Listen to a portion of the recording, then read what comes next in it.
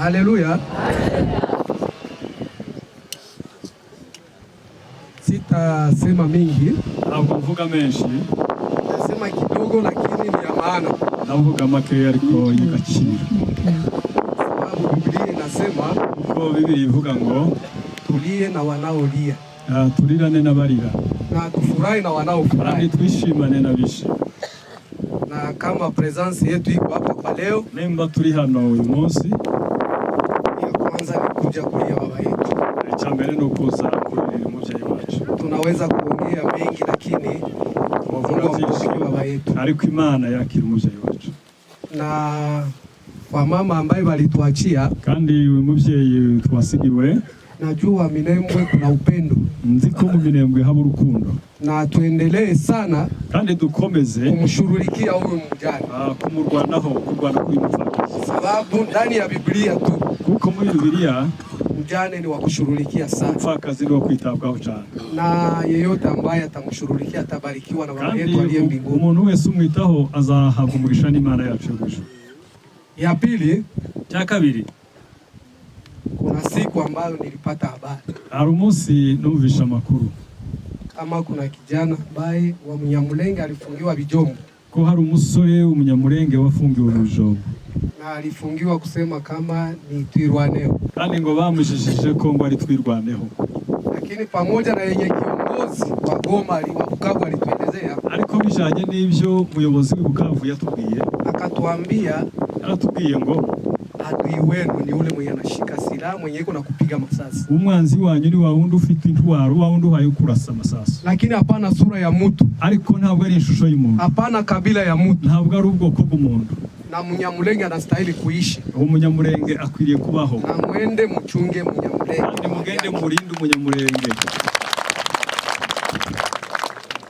Mwende Minembwe, mwende mchunge Munyamulenge na mali yake. Mu Minembwe mugende murinde Umunyamulenge n'ubutunzi bwe. Na njoo tunafanya nivyo twaye dukora, sio favere kuchunga Munyamulenge na mali yake.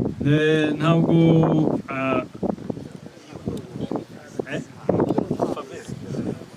ntabwo ariyo mpamvu cyane. Ile favere na mimi nimeishindwa mu Kiswahili, lakini ni kusema kama mtu anakufanyizia kitu, no kuvuga ngo umuntu agukoreye kitu aseme juu anataka kufanyizia mtu ile kitu, kuko kugira ngo amukorere cya kintu. Lakini kama mtu iko na droit, ni droit yake, ariko umuntu afite uburenganzira bwe, haina favere utamfanyizia, ni droit yake. Kuvuga ngo simbabaza ubumugiriye ni uburenganzira bwe. Kuchunga Munyamulenge haiko favere, no kuvuga ngo kurinda Umunyamulenge ntabwo ari imbabazi, ni droit gisi banachunga Bakongo, ni uburenganzira kuko barenza abandi Bakongo, Abarega, Ababembe, Abanyindu kwetu kubatembo, marake ni droit, ni uburenganzira. Haina favere kuchunga Munyamulenge na mali. Ari izindi mbabazi zo kurinda Umunyamulenge n'ubutunzi. Na nguvu tunazo hazitoke hapa, kandi imbaraga dufite ntabwo zinaitosha kwa Mwenyezi Mungu tuzikura mu ijuru, Imana iri mu ijuru. Na tutaendelea kuchunga Munyamulenge na mali yake mpaka siku tutakapokufa. Tuzakomeza kumurinda n'ibintu bye kugeza umunsi tuzava mu Minembwe. Na kama kuna shida, nimba hari ikibazo, na isemaka kila siku mkuye muniambie. Ibihe byose ndambivuga ngo njoo pala Mungu wake mulango pale, asema muryango nta barriere hari, awani wanyu watu. Pale ni kwetu. Tunapasha kusaidiana mkila kitu, dukwiye gufashanya mu bintu byose. Nilikuwa nasema ule kiana mwenyewe pastor alikuya kuniambia, narimvuze wa musore pastor yaje kumbwira, na ni pastor iko pale, njoo baba yangu ule, kandi nguriya niwe data, iko saa mzazi wangu mwenye alikufa mwaka jana, anaweza kuwa na miaka yake. Uriya birashoboka kwangana na data wafu. Akuye kwanza nimsalimie baba, naze hano baze murakoze.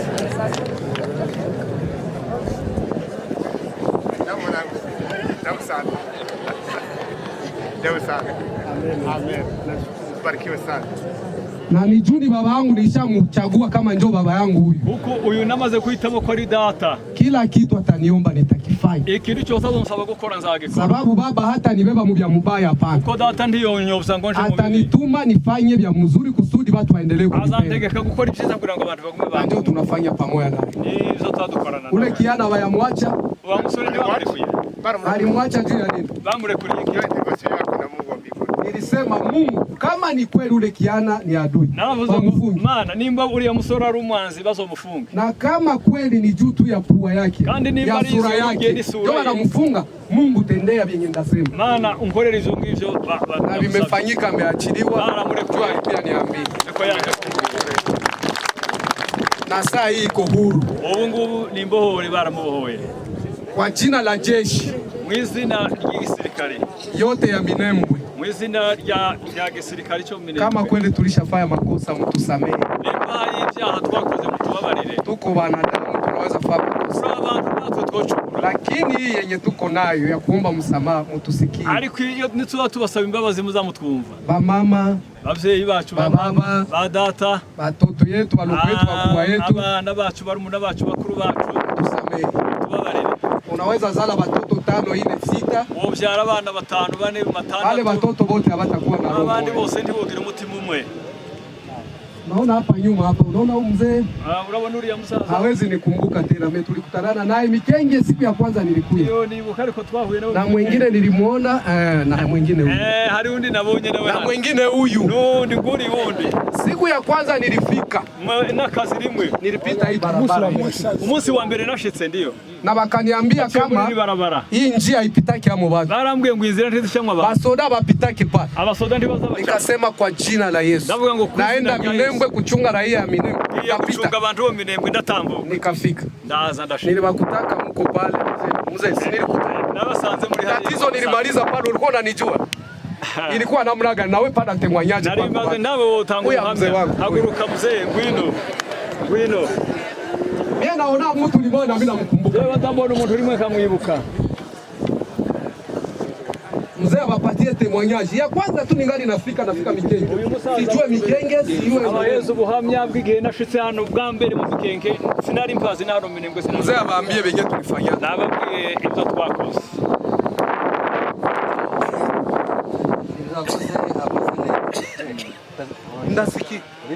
Nasikia. Yarashitse mu Mikenge niho namusanze, aza kumbwira ngo hari koronel uhasha mu Minembwe, none niwo munyaminembwe ubizi, hamagara za moto zize zivino zize kumutora.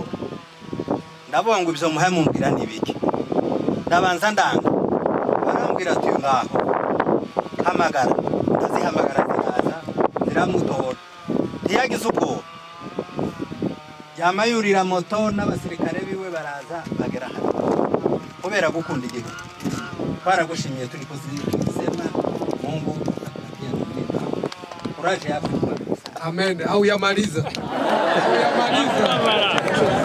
Hayamaliza sababu kulikuwa fujo pale yenyewe nilimaliza.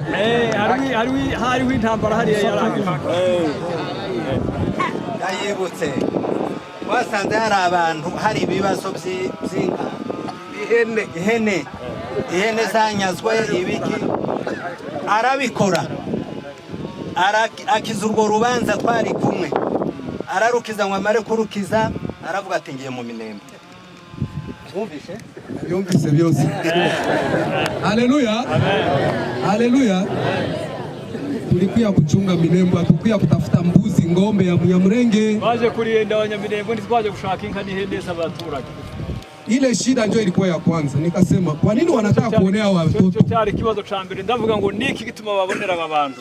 Mtu iko na mbuzi na iko na kapapie yake yeye akisha mbuzi kwenda kusoko. Umuntu afite ihene ziwe afite natandana n'agapapuro kiwe kabihamya hajana mu isoko. Kama wewe ufugake mbuzi, wewe udatunzi ihene. Wewe unapenda kula tu. Wewe unashaka kurya gusa.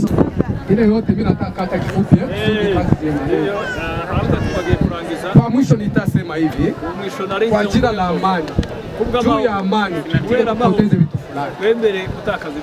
Kupoteza vitu fulani ni nini? Mkubwa alikuya iko pale chini. Umutegetsi mukuru wacu yaraje ari hari. Unisikilize kwa hii neno mimi natasema sababu nataka repete, kwa wenyewe bakufika ku meeting pale. Ngiye kurisubiramo hari abantu bataga. Mkubwa alisema hivi. Yaravuze ngo tuachie Banyamulenge kila siku mwisho wa mwaka wanapata shida, lakini tupapatie amani, duhereze Abanyamulenge amahoro, na ile amani itatokana na shibe yenye tunabeba. Azakurikirana natwe twebwe dufite intwaro, benye banabeba mabunduki abatwaye ishie na babiana benye abatwaye intwaro ni twebwe n'abari abasore bandi bari ibinini. Bale babiana ni bakongomani. Baba basure ni abakongomani. Biko na droit bafite uburenganzira ya kuikala na kufanya yenye banaweza penda mwa hii nchi. Yo gutura muri iki gihugu no gukora ivyo bumva. Lakini ariko kuna vitu viwili vyenye serikali anaitika mwinchi. Hari ibintu bibiri leta yemera mwisi. Anatupatia mission shi benye anapatia bunduki officiellement. Twebwe abatwaye intwaro azaduhereza igikorwa ku mugaragaro. Mwende muchunge Minembwe na mali yake. Mwende muchunge abaturage bo Minembwe n'ivyabo. Na muchunge mipaka ya nchi. Kandi muchunge ni mipaka y'igihugu cyacu. Na ile kabisa ni kweli yenye banatuambia mbele ulape unalapa. Baza batubwira tukabirahirira. Mwengine wote mwenye ataweza kuruhusiwa kubeba silaha. Undi wese uzatwara intwaro. Umupolisi. Ndio sheria inasema vile nyenye ndio mnavota kwa. Iko itegeko rivuga ni mwe mnavota keshi. Twebwe abasirikare twadutora. Sasa mkubwa alisema hivi ku mikitingi yenye alikuwa nayo. Mukuru yaravuze mu mitingi hari ejo bundi. Mkubwa alishasamee kila kitu mkongomani mwenyewe alikamata silaha. Yaravuze ngo arababariye ibyakozwe byose. Na akafanya decret loi ya kusamee watu yote bebakuye baingie muradi. Afata itegeko ryo kubabarira abantu bose bakoze ibyaha. Bakuye baze bachunge processus yenye itaingiza bo mu gouvernement ubie banachi. Barindi itegeko rizabashira mu butegetsi cyangwa bariki gisirikare. Lakini sasa hapa Minembwe. Ariko hano mu Minembwe. Ikibazo ni kimwe gusa. Shida ni moya. Ni kusema ni kuvuga gute? Kama leta sahi anasema watoto ya Minembwe wanastahili amani. Imba leta ivuze ngo abana mu Minembwe. Donc responsabilité yake ya ule leta. Nukuvuga ngo responsabilité ya leta nukurinda chunga watu na mali yao. Nukurinda abantu nizabo. Sitajitapa lakini ni kuleta watu safeli. Ahubwo ni kuza abantu nga na abantu nka feri kawe. Sawa. Benye batajua kama uyu ni mkongomani. Abantu bazi ngo uyu ni umukongomani. Iko na droit sa vingine. Afite uburenganzira nk'abandi. Na hakuna mwingine mwenye anaweza mchunga kunishinda mimi mwenyewe alipatia bunduki. Kandi nta wundi wo murinda kundusha njewe wahawe ubwo ruhusa rwo kumurinda afite ni. Sijue kama kwa mwenyewe kuna tasikia venye nataongea. Sinzi nimba muhemu ruhusa kwa yimwe.